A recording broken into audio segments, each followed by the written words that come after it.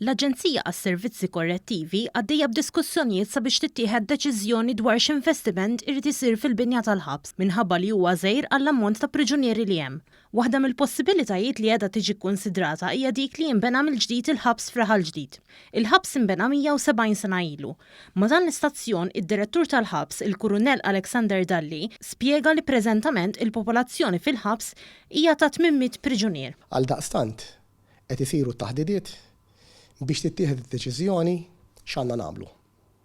Għandniex inkomplu nraqqaw u ntellaw partijiet oħrajn qishom mushrooms ġewwa l-ħabs jew inkella tittieħed bis-serjetà d-deċiżjoni u jinbena ħabs li jirrifletti il-modernità mal-kumplament tal-pajjiż.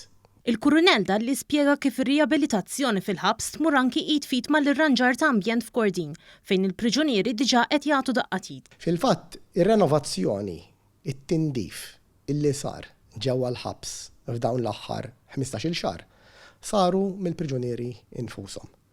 U dawn naturalment qegħdin jieħdu anke pjaċir li jkunu qegħdin jagħmlu xi ħaġa kostruttiva mhux maqfulin ġewwa d-diviżjoni illi tħalli impatt anke fuqhom bħala mal-parti tal-korrezzjoni. Kull xahar ma' 70 priġunier joħorġu minn ħabs jew fuq ħelsien mill-arrest jew inkella għax itemmu s-sentenza li jkollhom jiskontaw. Iżda kull xahar jidħlu mal-75 priġunier ġdid. Minkejja li l-popolazzjoni qed tiżdied, id-direttur tal-ħabs il-Kurunell Dalli qal li kull priġunier jiġi trattat b'dinjità, bl-uffiċjali korrettivi jagħmlu mill-aħjar li jistgħu mal-priġunieri. Is-servizzi li aħna bħala ħaddiema nagħtu lill-priġunieri huma kbar u jkomplu dejjem jiżdiedu. Jiġifieri l-istress fuq l-uffiċjal korrettiv huwa kontinwu.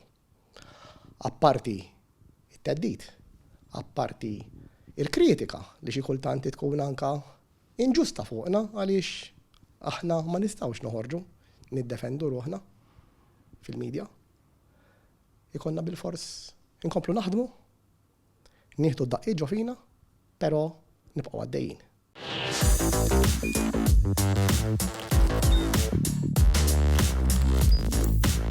Idħol fuq one.com.mt u hemmhekk tista' tara l-programmi kollha li jxandru fuq One permezz ta' One Play.